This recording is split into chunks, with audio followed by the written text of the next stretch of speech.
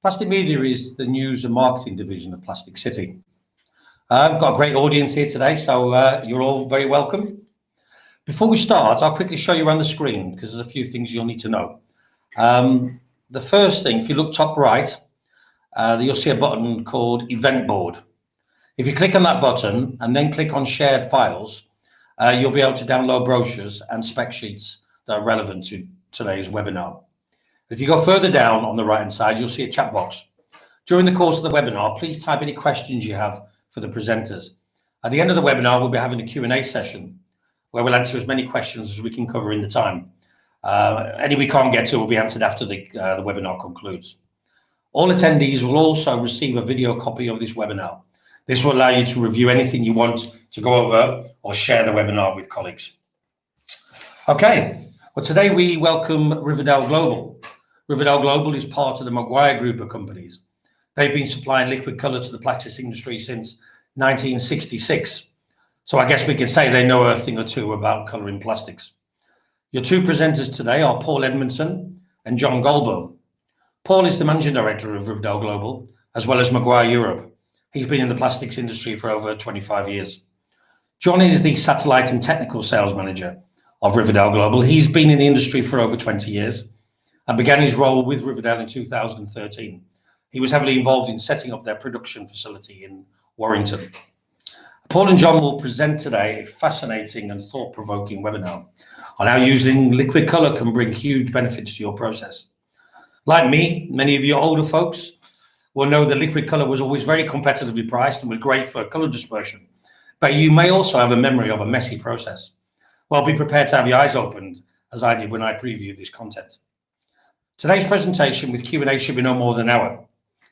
Okay, so let's get things going. I'll now bring Paul and John on screen to start the presentation. I'll see you again at the Q&A. Hello, guys, over to you. Thank you, Carl, and welcome everybody, and thank you for joining us today. It's a real privilege. As most processors have the need to increase the use of recycled materials, we're really pleased to have the opportunity to show you some proven ways in which recycled material use can be optimized whilst making some real cost savings on color and additives in your process. Just a short presentation, as Carl said, but what we'd like to give you is a sort of sense of our readiness to serve you through a quick look at our history, our capabilities, through some local case studies that show our products at work, and then our business proposition in the round, and then obviously, as Carl said, some questions for you to pose for us. And of course, if at the end of that we can come in and talk about some projects, even better. So, company timeline. Believe it or not, Riverdale started life in America and New Jersey in the late 19th century making dyes. So in the 1960s, when they moved into the plastics industry, we had some very early successes. What happened then was Maguire in the 70s started up, and Steve Maguire made peristaltic pumps and actually began to sell them to Riverdale. So this is a nice marriage of two companies. As some of you will know, Maguire has had global success with gravimetric blenders, and of course, I think for Steve Maguire, the owner of Maguire Products, there's some unfinished business with regard to Riverdale. So he developed a pump and a drum, which focused on equipment that made liquid dosing clean. Maguire saw the opportunity to offer the market a clean gravimetric liquid metering system from one source with the liquid, and therefore took ownership in the Riverdale company. So obviously today, the combined businesses have annual revenues of 100 million and a global footprint. So we're very well positioned, I think, to serve customers across the globe. But here today, I want to talk about the UK in particular, and what we're doing here serving Europe as well from this site. We're based in Warrington, and we have large production facilities, color matching lab, and a process that delivers just-in-time basis with a very strong sustainable approach that eliminates waste, landfill, decarbonizes, and through our non-carbon carrier systems, we have minimal power usage in our production. So I think, from a sustainable point of view, we really offer something very, very different to the masterbatch community. Of course, historically, the liquid color and additive market has a very strong position in PET packaging and the cosmetics industry, given obviously the improved pearlescent and metallic effects that can be achieved with liquid. However, it is important to note that all industries, all processing sectors really can benefit from liquid color and additives. So, this is really a slide that gives you an indication of the kind of benefits that liquid can provide over masterbatch. It really does significantly lower cost, not only in terms of cost of color, but also in our ability to improve yield, and also to provide low energy costs through production.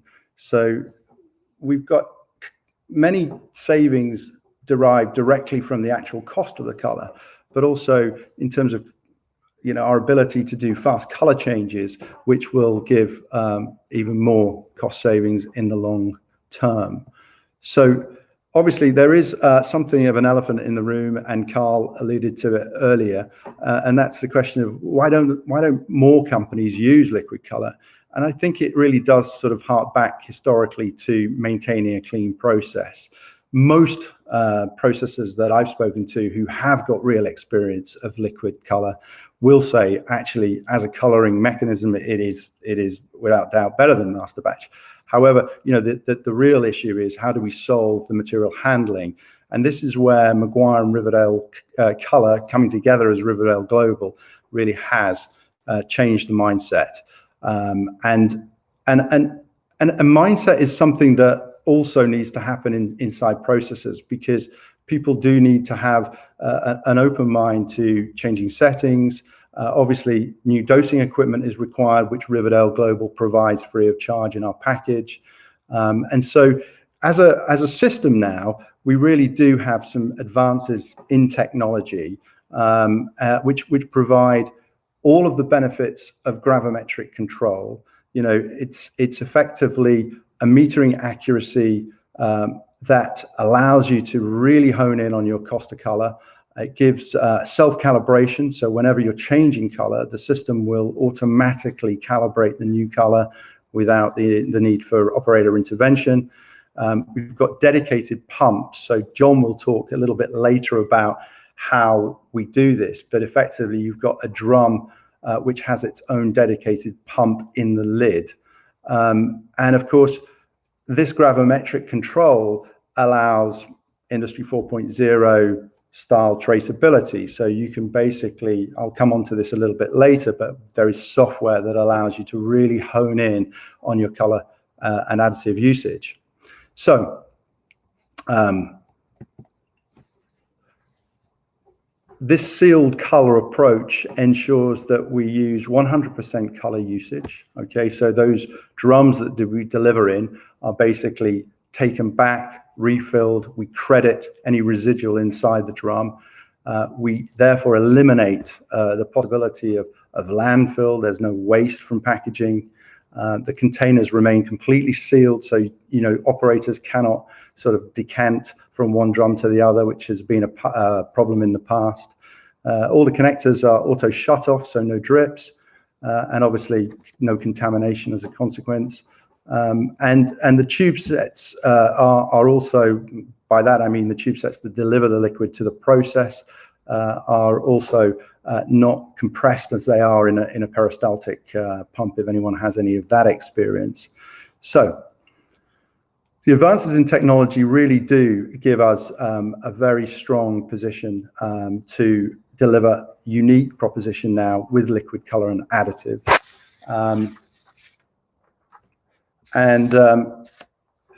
As I said previously, the tracking system, the ability to trace how you use color, is within our package. You can see some of the reporting sheets that we have there in that illustration. But it enables bidirectional traceability so that we know what you're using, and you're able to basically order directly online replenished stock. And of course, one of the big advantages of this system is that you're using the color that you need. So many of you may have that experience of redundant master batch on shelves. This is not an issue with the Riddell Global offer. We really are delivering what you need in the week that you need it. And that's a true benefit, obviously, not only in cash flow terms, but also in space. And this system really underpins your knowledge of how you're using our color and additive systems. So final slide from me is really just an overview of the kind of packaging and equipment that we use to integrate to your process. You can see there in the graphic, we're delivering in IBCs, we're delivering in UN drums, we're delivering in 5-gallon pails, and we're integrating into Maguire gravimetric blenders, of course, but also into premixers, directly into the throat. There really are many, many different setups to suit your process. And now I want to hand over to John Goulbourne. He's going to talk to you about how we use these products in real processing environments. Right, thanks, Paul. Okay. Hi guys. I'd just like to go through the kind of process of how we make the dispersions. So we take a single pigment, dye, and additive dispersion, and we mill those to optimize the potential of that pigment or additive.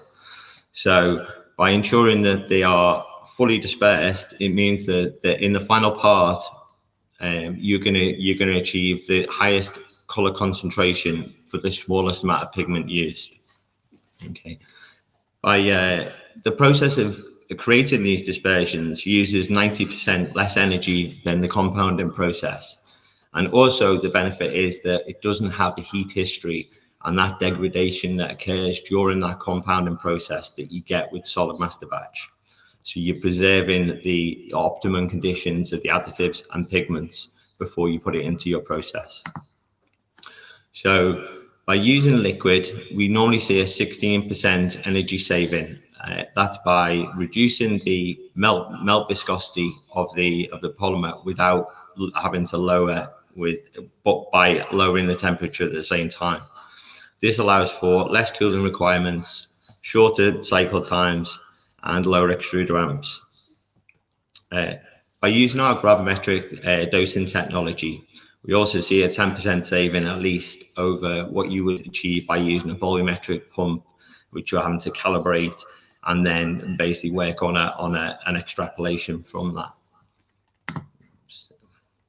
So as Paul spoke about briefly before, our return for refill system means that the container is refilled and reused over and over again.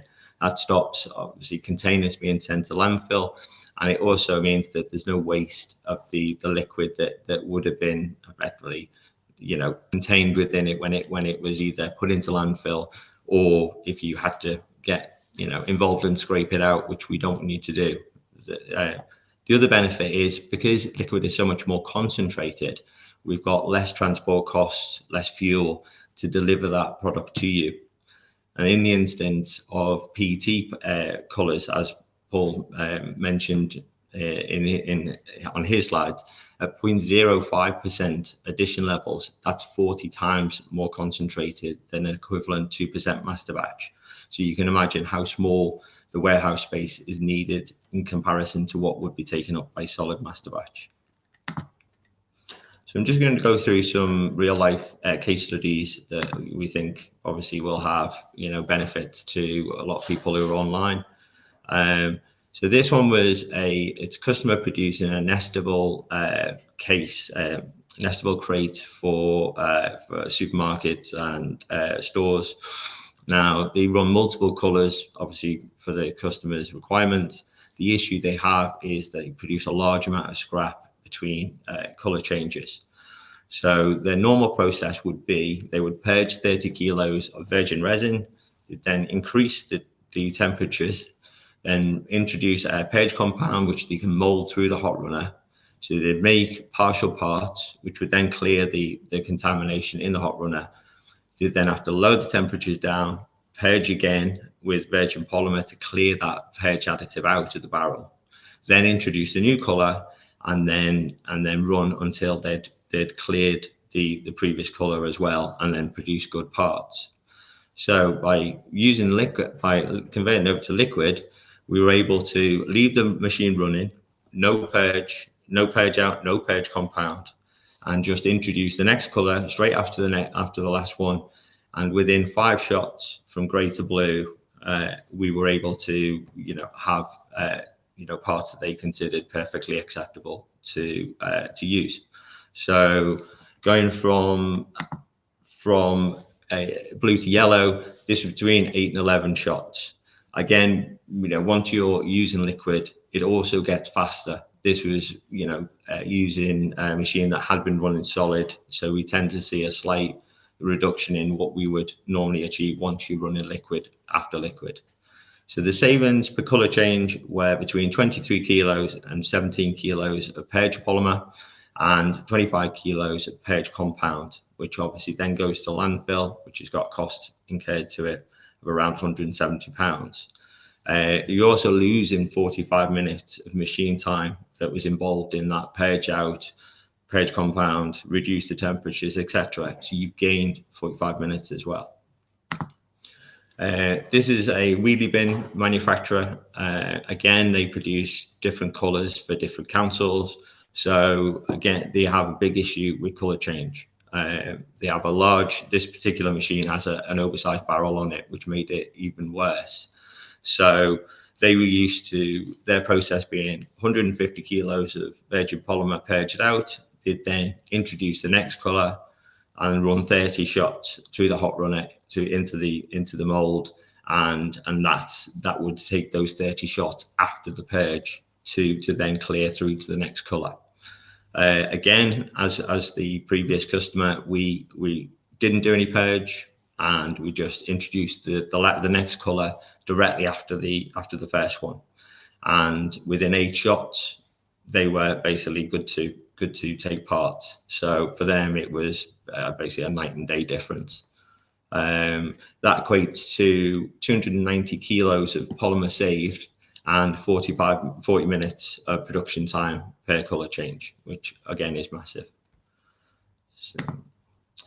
So this onto a blow molding case study. This is a customer that's been in Ireland, that's been using our liquid for 5 years now. Previous to that, they had huge problems with contamination building up in the accumulator head. This would gradually kind of break away and cause contamination and streaks on the paraffin, at which point they would then have to scrap those parts because they couldn't be reprocessed back into the regrind. So, and this was worse seen on cold startup. So on cold startup, they would have basically degraded material coming out the head for up to 24 hours, at which point they would it became not cost effective to continue.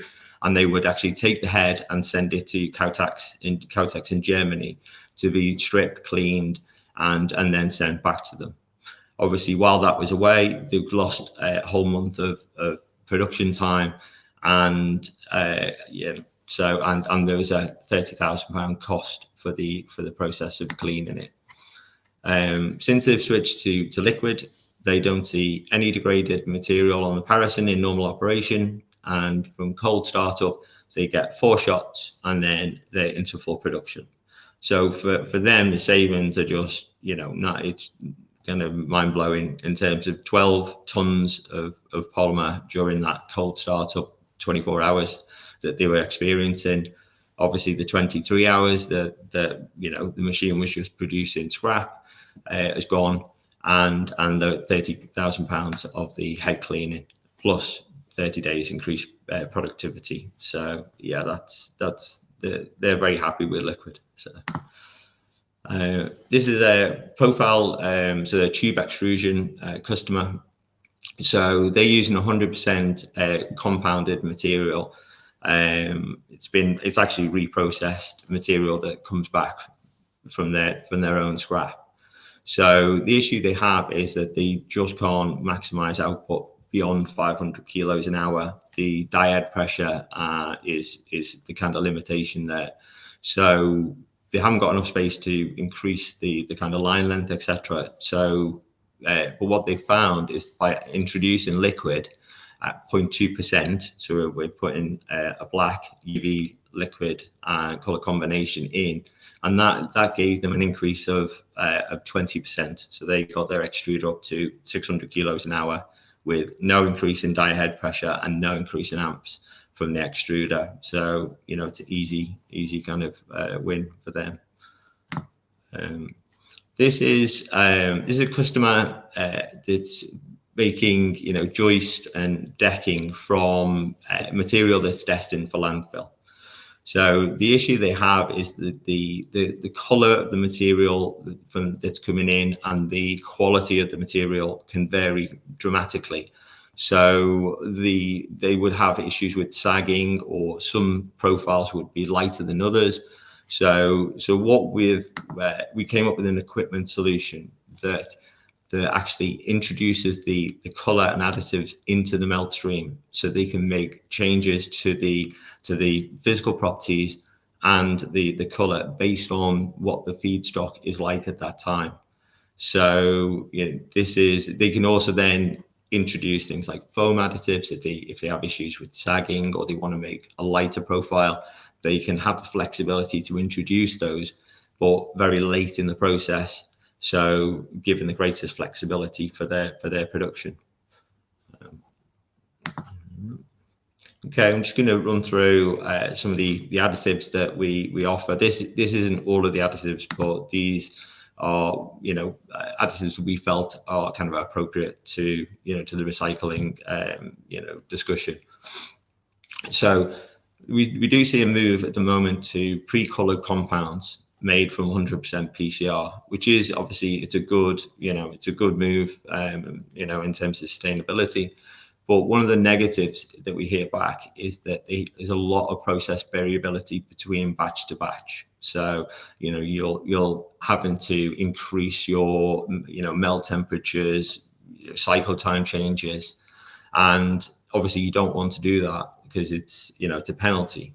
So by adding a flow modifier, very, very small levels that we introduce them in at, can effectively negate those issues that with obviously material variability, and allow you to maintain the same cycle time or extruder output that you desire, that you would normally have with virgin, but with a PCR material. So, this is our Restore Plus additive range. So we've you know, listened to the market, and we understand that there's an issue with the, you know, kind of poor physical properties that can generally be seen with PCR. You know, you've got a degraded material that's been through multiple processes before in some cases. So we've created a product that can retain some of those physical properties to virgin-like material. So, you know, improving the kind of physical strength, elasticity, and impact strength, etc. So, you know, depending on what your material condition is like, we will advise on which additive to use and tailor make if needed for your process as well. Okay, this is a case study that was done with INEOS actually, and they were amazed by the kind of improvement on impact strength and elasticity just by using our food approved FDA Restore Plus additive, and they were able to take regrind and build it back to effectively virgin, mirror like to virgin properties.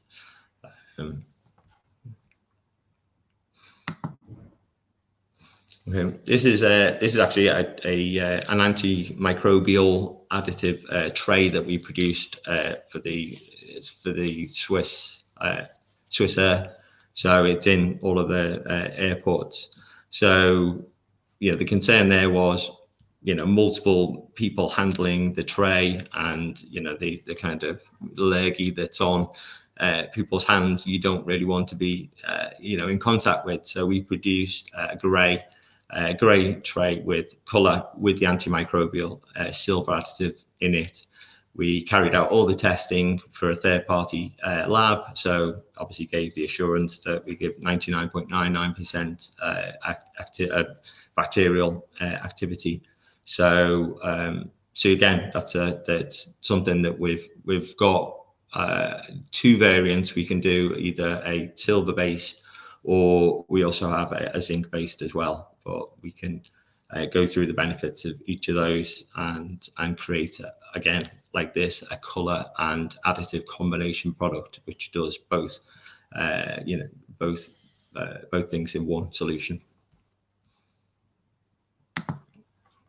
So this is see this is a really big issue with people running PCR. Tend to get a lot of stuff parts involved. You have a specific customer in America that are producing coat hangers for PCR, and they just have a nightmare with stuck parts, just causing huge issues with production efficiency. So by adding a small amount of our anti-static cotton, it was actually cured that issue. Mold relief happens as it would do with virgin polymer, and it's an absolute godsend for them. And again, it is something that we can integrate into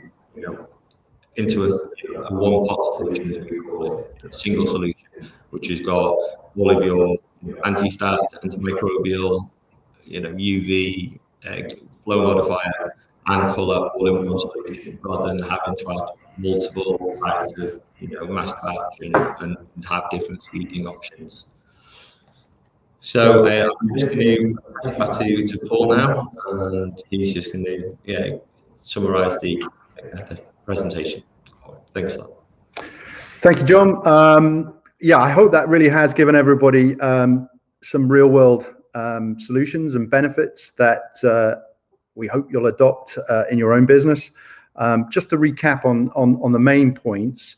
So essentially, cutting color change losses in half is something that we've covered there in the case studies. Reducing color costs by as much as a half is possible with the Riverdale Global package. We saw that interesting case study of the profile extrusion, tube extrusion on energy reduction with increased yield. The whole sort of process of return for refill, ensuring that there is absolutely no waste in the process. And some of the sustainable points that we touched on regarding our natural plant-based carriers, no carbon based carriers, and being able to really use this combination of products to really maximize your use of recycled PCR materials. So that's all on the platform of a local delivery, a local production, using proven Maguire technology. And we really feel that we have a package that offers genuine solutions and genuine cost savings to your business. We call this global local. Essentially, we're bringing our product offer directly to local markets through the use of satellite production. Some of the photographs of Warrington you've seen in the slides. And within that package, we're effectively blending those bespoke formulations for you here in Warrington. We then deliver free of charge within the process to your facility, and also we collect those drums, which are obviously then basically returned for refill. That means that we genuinely save significant warehouse space, at your facility, which is often very, very tight and advantageous. We ensure that you don't have the cost, sometimes hidden cost of landfill, and that also, as we all try to do our bit for sustainable processing, it helps our position in the community in that we're delivering real benefits. And then finally, we have that ability to do same day manufacturing. We have that ability to welcome you to our facility, bring your ideas on color, match that color for you, run those trials for you. Everything is effectively a closed loop process on a local basis. So we really hope that you've enjoyed the presentation today. We really look forward to the questions that are coming. And, again, we're very, very looking forward to coming out to your facility and discussing live projects that you think might suit our process. Thank you so much for listening. I'm going to hand over to Carl, who I think will have some questions for us. Thank you, guys. That's really interesting. Those cost savings were pretty mind-blowing, especially when you're looking at those large machines with the machine rates that the savings you on the machine time. That was fascinating, and I also like the recycling content, the fact you can increase the use of recycling content. So that's particularly topical at the moment for our industry. So yeah, well done. We've got quite a few questions in. So let me fly through these. The first one is something I touched on right at the beginning, and so somebody wants a little bit more detail on this. This was about Liquid Colour having a reputation for being messy and hard to clean. So they want to know what's changed now compared to what it was like in those days. John, that's probably best for you. Technical question.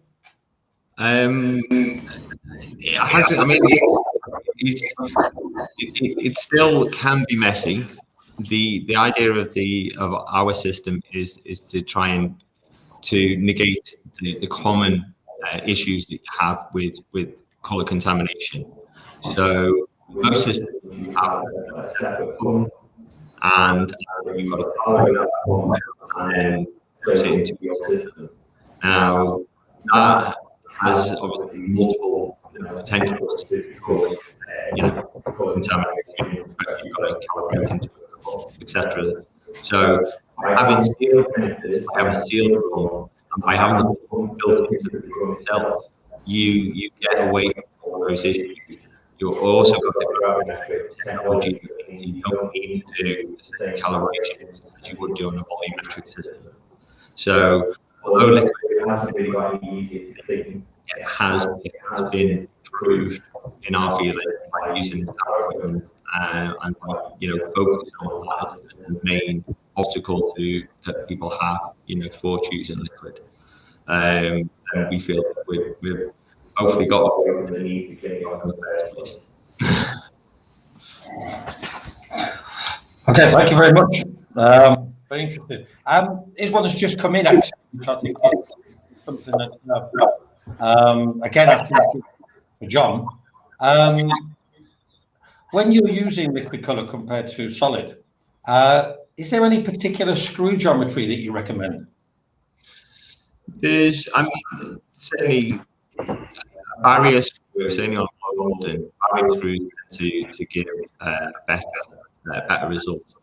But we haven't really been into any specific screw design that works best for your. Sorry, John, could you just pop your microphone off? There's a little bit of interference. Paul, sorry, Paul. What was that, sorry? Could you just turn your microphone off, Paul? Yeah, there's a bit of interference coming through. Sorry. Okay. Great. Yeah. So in terms of the sorry, Paul, can you turn this? Yeah. So in terms of the screw design, there isn't any specific screw that works better or worse with liquid, but certainly with the work that we've done with a customer in America on their blow molding setup, a barrier screw has given me the kind of best results in terms of color change on a blow molding setup. Brilliant, thank you. Right, the one on the UK packaging tax, which a lot of people are talking about at the moment, that comes into effect soon, as we all know. What are you guys doing to support that shift and ensure continued productivity? Paul, this is probably best one for you. Yeah, that's a good question. Very topical. I think obviously the presentation touched on many areas where we can really optimize, regrind consumption. I think most importantly, obviously, what you're going to have to do is prove what you're doing with regrind, and in that context, then Global Tracker, the software that we use to basically provide traceability, is very useful. But actually, combined with a Maguire gravimetric blender, then you really do have the best of all worlds, because that will give anybody who is interested, customers, obviously the authorities, however the tax is going to work as far as how you are, audited, then you really will have at your fingertips, the true weighed data that is proving, how much regrind you're putting back into your process.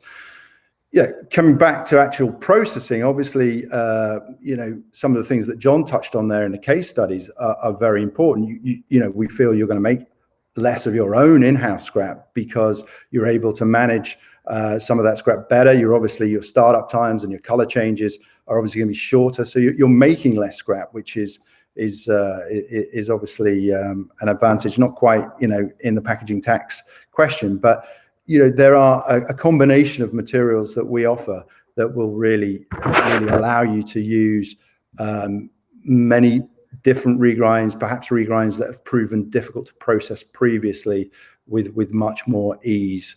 So hopefully that gives everybody a kind of broad brushstroke of what we can do. Great stuff. Another one.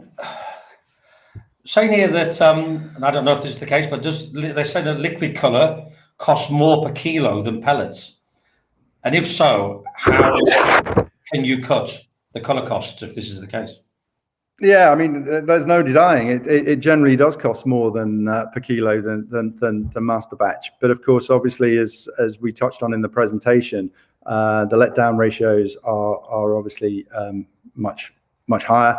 The actual percentage of color going into the process is far less. So when you really want to look at your costs, you've got to look at your cost to color, and that is how much color you're using per ton of production, and that's where you really will see the savings. And that, of course, is the really important criteria on which you've got to base your cost to color calculations on.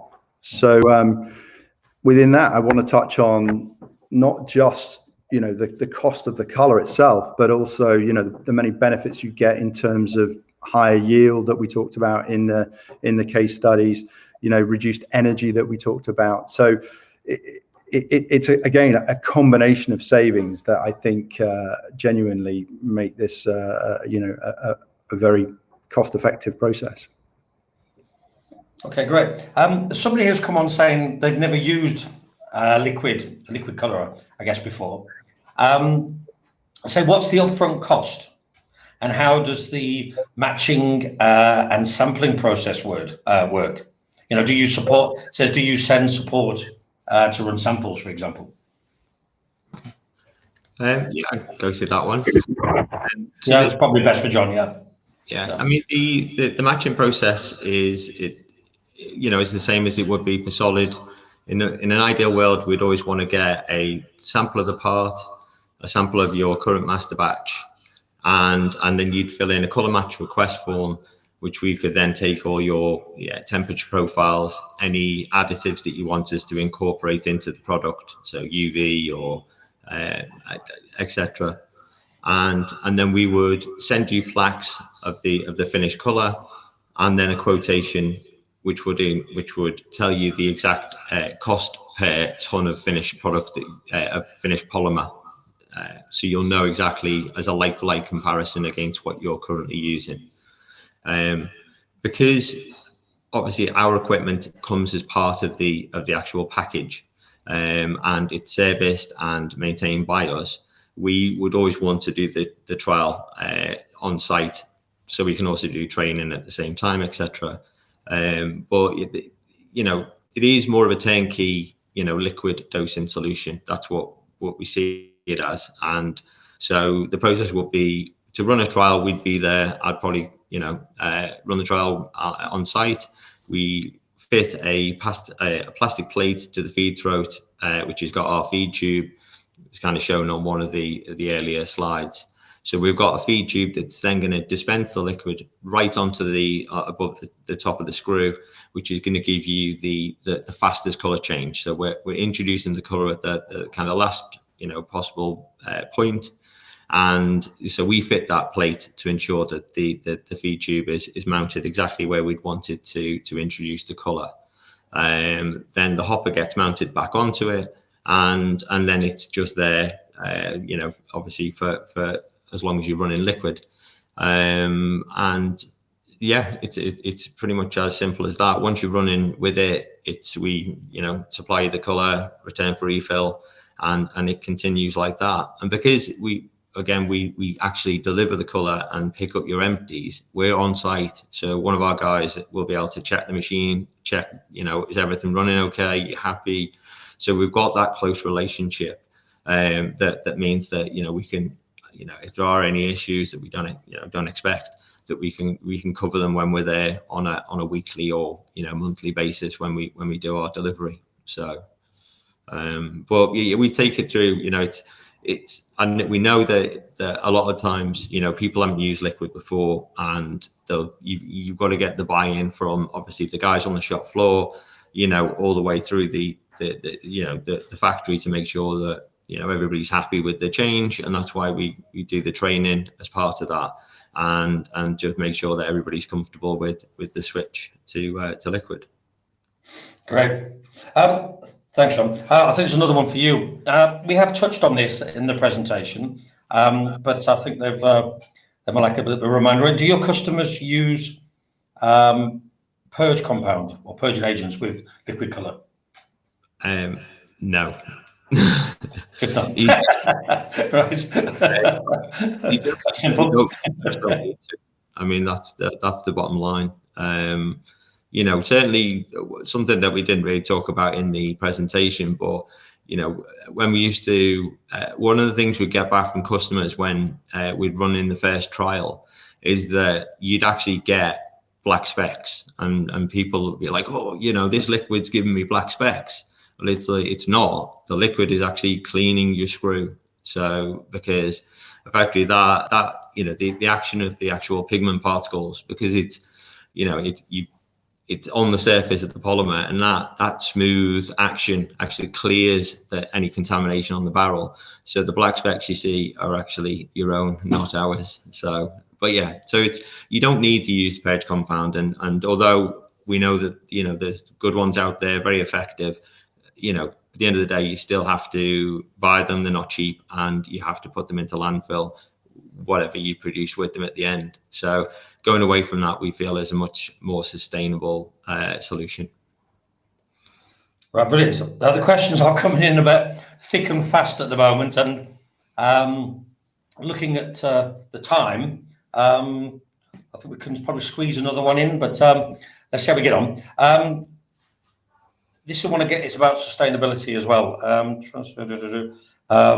It's saying, can you talk more about how liquid color is more sustainable than pellets, and how is your liquid color more sustainable from other liquid color suppliers? Want me to do that, Paul? Again, yeah, maybe John. Yeah.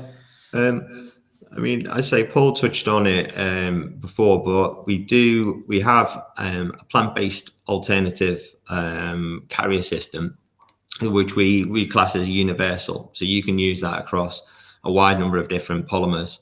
And because obviously it's not a petroleum-based, source, you've got that, natural, sustainable, plant-based carrier system, which gives it that sustainable tick box But also, because of our system where we've got our return for refill, we're not sending you a container full of liquid that you then have to dispose of at the end.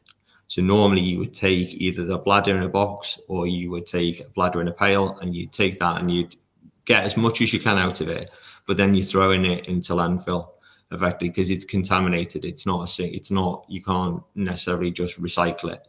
So by the creation of the pump in a drum return for refill system, there is no landfill. It is the as far as we can see, the most sustainable way of colouring polymer. So great. I've just been told we can do another 5 minutes, so I have got another one here. Again, sorry, John, this is for you again. I think technical. Can liquid colour be used on amorphous materials? This person is typically always used in packaging, polyprop, but never in engineering polymers, etc. No, there's no distinction between which polymers you can use it in and can't. We've put it into PEEK and every single different polymer that you can kind of come across. And one of the other benefits is that because our carrier systems are generally cross-functional, so they can cover for a wide range of different polymers.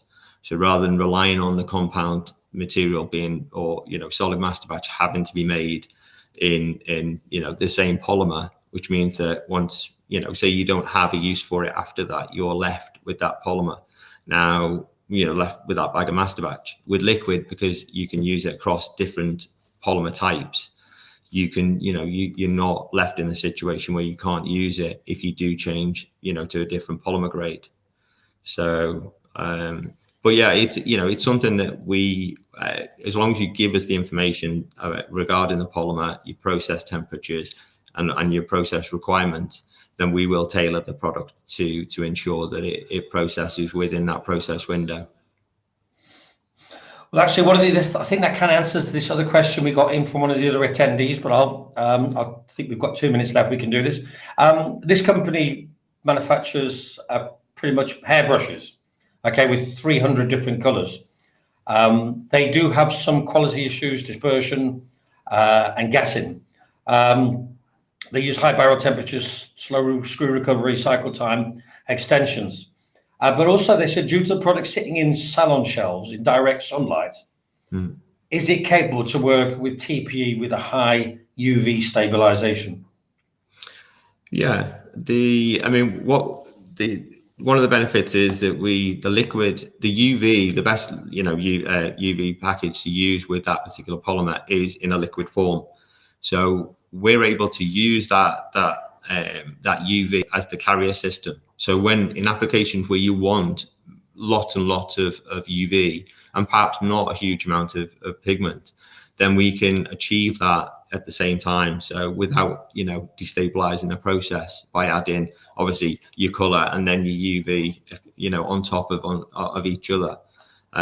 So that's a great flexibility for it. For what we would see, and again, lots of colors is therefore means lots of color changes and lots of scrap. So that would be something that I'm sure that we'd be able to add a lot of value to. That's brilliant, guys. Look, I think we did set the limit there. There is a few more, but sorry, the ones we couldn't get to. But the team from Riverdale will come back to you on those questions, and so rest assured you haven't been forgotten. But that's it. So I want to thank John, thank Paul for their great presentation today. I think we all found it very interesting, and thank you guys for attending. And hopefully we'll see you at the next presentation and get hold of these guys and save some money. Cheers, guys. See you later. Thanks. Yes.